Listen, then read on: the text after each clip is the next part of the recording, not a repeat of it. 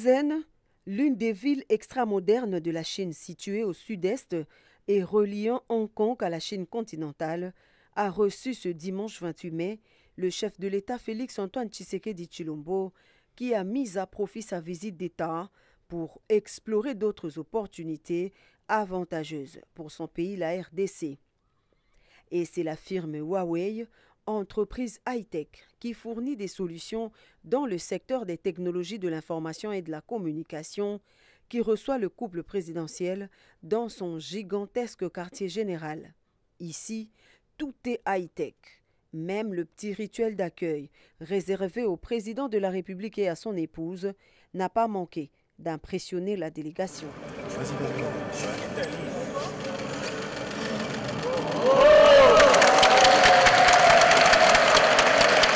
Profitant de la présence du chef de l'État congolais en Chine, le chairman de Huawei a fait le déballage de la panoplie des gammes des produits et services numériques capables d'offrir à la RDC une autre dimension de développement dans tous les secteurs.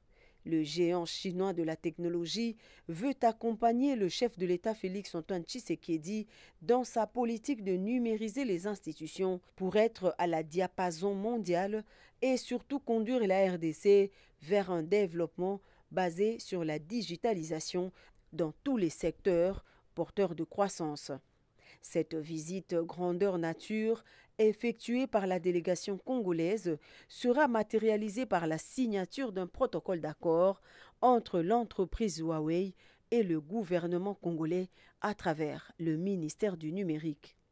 Une entente qui vise à renforcer la coopération dans les domaines de la digitalisation, des services gouvernementaux, des entreprises publiques et de l'énergie verte. Nous avons un programme de transformation numérique de la RDC qui est impulsé par la vision du chef de l'État, Félix-Antoine Tshisekedi Tshilombo, que vous connaissez. Aujourd'hui, cette vision qui est dans le plan national du numérique a connu un cadre programmatique qui est le programme de transformation digitale de la RDC. Et aujourd'hui, Huawei a concrétisé cela par des propositions concrètes, des propositions qui concernent l'apport en infrastructure, l'apport en formation et l'apport également en sécurité des systèmes d'information.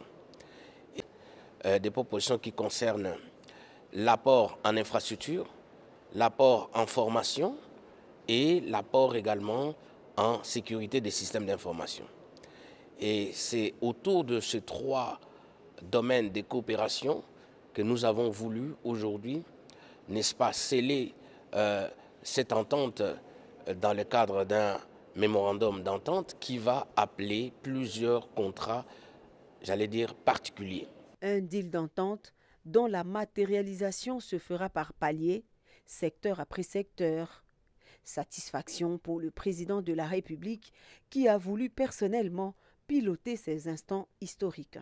Grâce à ce partenariat, nous allons pouvoir développer des domaines, ici je parle de ceux qui m'intéressent le plus, des domaines tels que l'éducation, tels que l'énergie, tels que la téléphonie mobile, mais également des domaines qui touchent à la finance et qui vont avoir un impact très important sur le produit intérieur brut. Par ailleurs, Huawei est en partenariat avec des organisations non gouvernementales et sans but lucratif, telles que la Fondation Denis Nyakeru Tshisekedi, pour promouvoir l'éducation de la jeunesse locale et accompagner le développement des futurs talents du pays.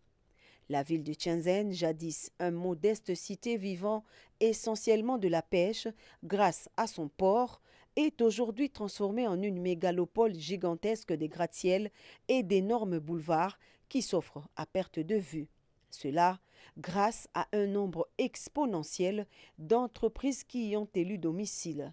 Parmi elles, on compte Huawei, dont le siège y est implanté depuis sa création en 1987.